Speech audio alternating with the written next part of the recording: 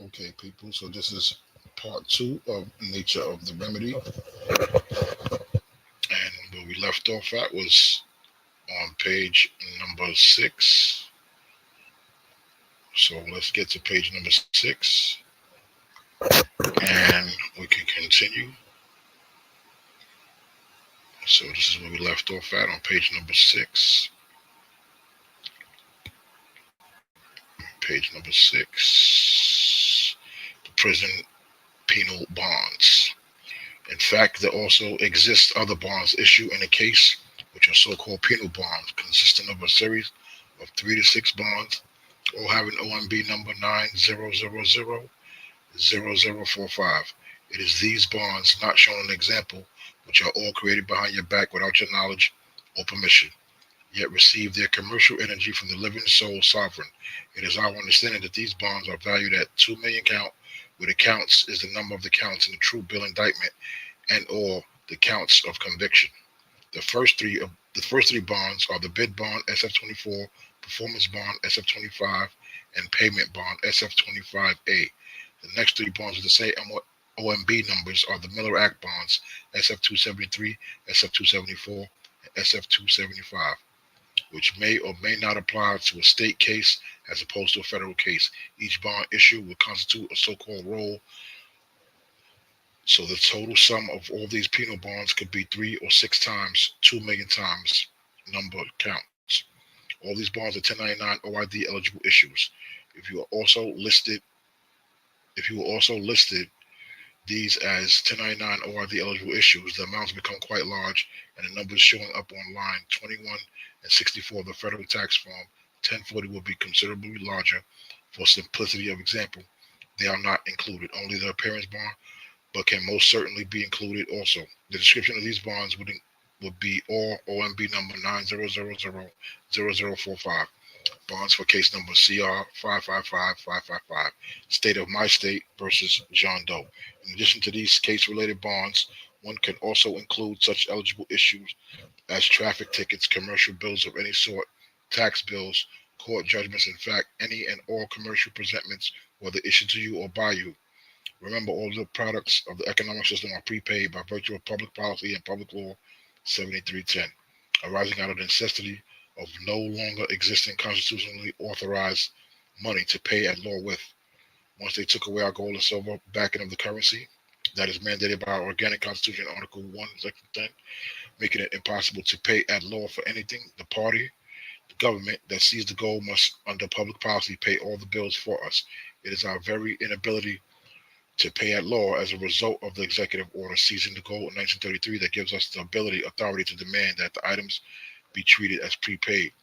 As hard as this might be to accept because of our thorough brainwashing by the global economic prison you have lived in your entire life, public policy mandated by 7310 House Joint Resolution 192 is an irrefutable fact of life, and many thousands of people have known of this reality all along but kept the truth from you. The 1099 OID taxes the eligible issue back to source. All these eligible issues can be indeed processed via a 1099 OID filing in order to tax the issue back to the source, ultimately you, for settlement and closing of escrow and exchange without money. Treasury Direct Social Security number. The 1099 OID essentially allows the issuing party to volunteer the issues to be taxed. These issues were previously, in fact, delinquent deferred taxes that had the appearance of being abandoned property and that you never made any claim upon them.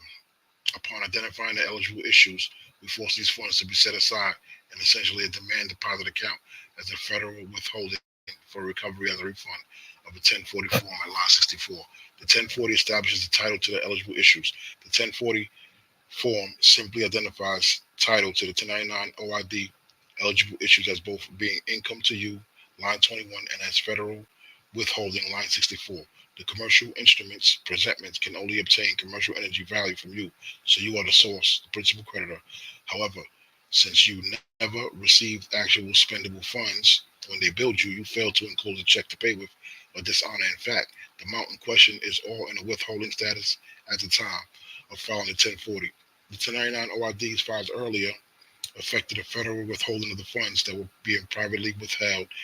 In reality, a delinquent deferred tax contraband kept hidden from you unless you learned of its existence and test it back. A few other line items on the line 1040 need to be clarified since I have nothing to gain by claiming any exemptions, actually only a partial exemption at that. I simply do not bother and put down zero. It really does not matter. Also on line 40, I take no deductions because they are irrelevant to me. Now comes the more interesting part on line 44, the tax. Notice that the line says, see page 37. Does that parenthetically enclosed phrase infer any legal duty you are swearing under penalty of perjury to have performed? Any items enclosed in parentheses or brackets are strictly considered removed from the document in a legal sense, but not always strictly adhered to. However, in an ever more fundamental sense, nothing on this page 37 is in any way legally incorporated as being part of the 1040 form, which you are attesting to only. Line 44 is somewhat cleverly constructed to trick you into self-asserting or self-assessing yourself some non-zero amount. As any serious student of income tax law had drilled into his head, the individual income tax is voluntary, contrary to everything you have ever been led to believe. Only the taxpayer can assess himself. The IRS has absolutely no legal authority to assess the tax, even though they will try to bluff you. The form line 44 does not in any way preclude you from entering a zero, even if the attempted even if they attempted to force you to assess a non-zero amount. You can simply 1099 OID that amount and tax that back to source also. They cannot win on this issue. Following the 1099 OIDs, the example shows the 1099 OID and the accompanying 1096 that must go with it. The two sample enclosed letters show the correspondence sent to the prosecutor asking him to please file a 1099 OID. It is also recommended that the clerk of court also assist the prosecutor in your case. The judge also to be added to the parties contacted. Since the people contacted all will refuse to file the 1099 OIDs, usually, even though it is required of them, they will all be in dishonor and become, as such, eligible to appear in the report as a recipient of the payer. The head prosecutor, as far as we are concerned, was the payer who in actuality was paid from your account without your knowledge and consent, which translates to stealing your exemption. So in a sense, you yourself were the hidden payer, the prosecutor acting as your agent without your knowledge. Normally, the filer of the form 1096 is the same party as the payer, but the fraud perpetrated upon you caused you to have to be the filer out of necessity. Every party who dishonored your request in your first letter has become a holder in due course of the federal tax liability and hence should be listed as such in the recipient box by stating hold in due course. Date of dishonor is the date of the first letter. There can be multiple recipients to the same eligible issue. In a sense, these dishonoring parties share the liabilities individually and severally, consistent with UCC hold in due course protocol. In those cases where you issue as a payer of international bill of exchange or an international promissory note, the preferred instrument to use is in conformance to the Unicentral Convention.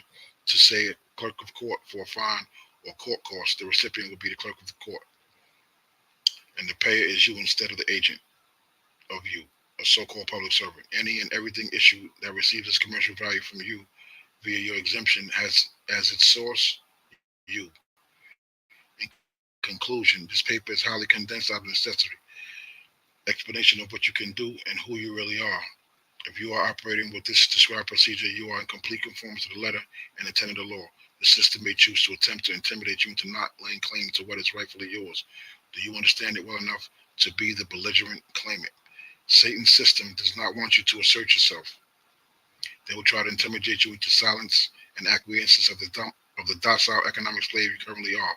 All it takes for evil to prevail is for good men to do nothing. To quote Teddy Roosevelt, one of the greatest shortcomings in contemporary society is the inability of many to distinguish between right and wrong, between good and evil, as well as the lack of spirit to fight against injustice. Fundamentally, peace and our humanity must be backed up by the spirit to challenge what is wrong.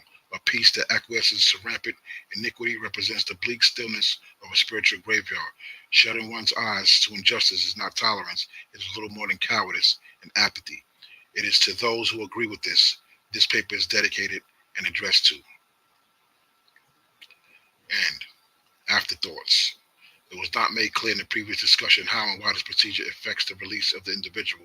The corpus body is being warehoused by prison system as surety collateral for the commercial instruments generated by the pretend courts discussed earlier. The criminal RICO enterprise uses your exemption to provide the commercial energy to give it value. When these commercial instruments eligible issues are taxed back to the source by the sovereign, who in fact is the ultimate source, the accused has now successfully closed escrow on the Treasury Direct account with Social Security number. So no surety can now be maintained on the instrument. Also, since the escrow is closed, the means of stealing from one's exemption is closed off. One needs an open escrow to scam the account.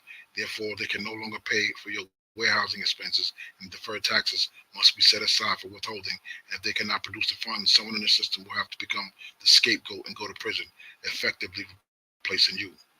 Also, as some have correctly guessed, this method can be used to eliminate mortgages, car loans, and credit card balances. Since all these commercial contracts fraudulent, are all totally fraudulent. The so-called lender never lent you any money. They have nothing at risk. They simply stole the funds for the alleged loan for your exemption and tricked you into paying back what they never lent you. This is the ultimate scam indeed. The subject is, however, beyond the scope of this paper. Well, this is the nature of remedy. This is a PDF document that you can, more than likely, you can find it online somewhere. And I'm going to stop here. And you could basically, like I said, you can find this document online and read it yourself. It's just something that I wanted to touch on. And at the moment in time, this is not legal advice. It's not tax advice. It's not spiritual advice. You have to do your own due diligence and find out what's right. So you should study and find out on your own. I'm just leaving some what you could say a trail for you to follow. If you go do some research, I'm pretty sure you'll be able to find this document online, and you can go and do your own research and find out more on your own. And I would like to say thank you for your time. Peace and blessings, and I'll talk to you guys later.